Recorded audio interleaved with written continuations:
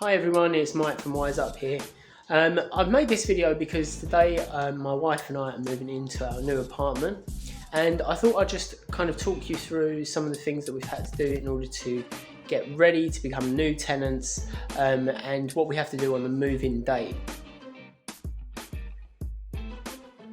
Today we've moved in, we've started bringing our furniture into the apartment.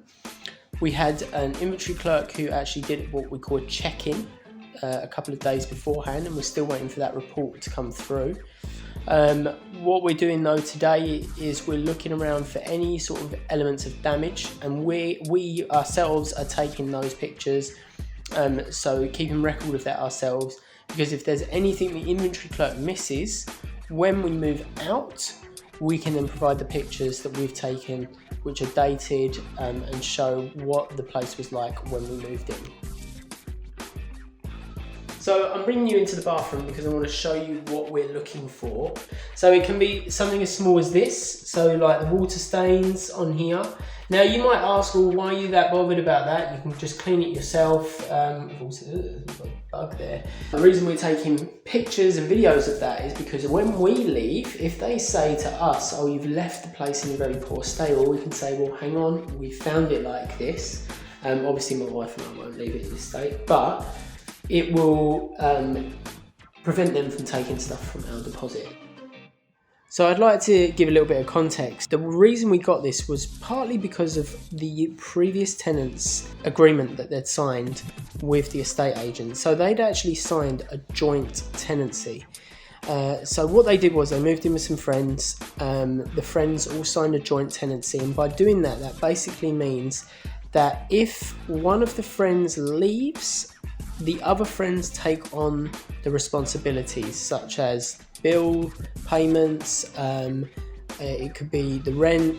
Now the issue with the previous tenant was they moved in with their friends and they had an argument with their friends, and one of their friends moved out, and what started to happen was they were struggling to keep up with that rent. And the issue with that is not just from the estate agent and the landlord getting annoyed, it also affects your credit rating, and their credit rating started to go downhill because they weren't keeping on top of those rents and hitting the deadlines for those rents, and in the end they were asked to leave.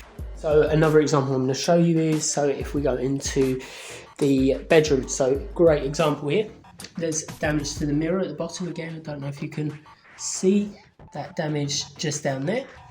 It's important for us to show that and document that, take pictures, date it, so that when it's time for us to leave, which will be in a couple of years' time, we can then say, well, there's damage there. Now, with that damage I've just shown you on the mirror, we could actually put that in straight away and say, look, we're not happy with that damage, we would like that to be repaired.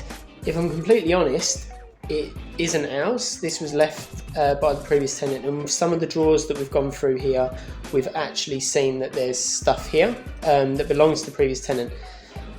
Please make sure when you do leave, you take everything with you, because you can be charged for not removing your stuff. I've known some people who've left coat hangers in wardrobes and they've been charged £50 for that. So please make sure you leave in good time and you're very organised when you do your end of tenancy checkout.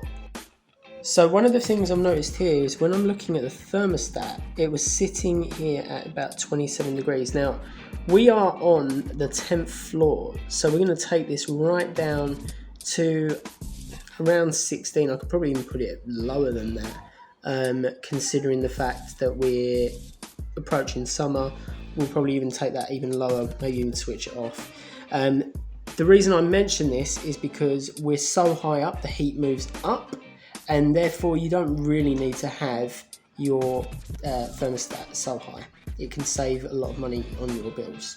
I think the lesson that we're learning from this is you have to look after the property that you're staying in, because if you don't, you could really lose a lot of money from your previous deposit.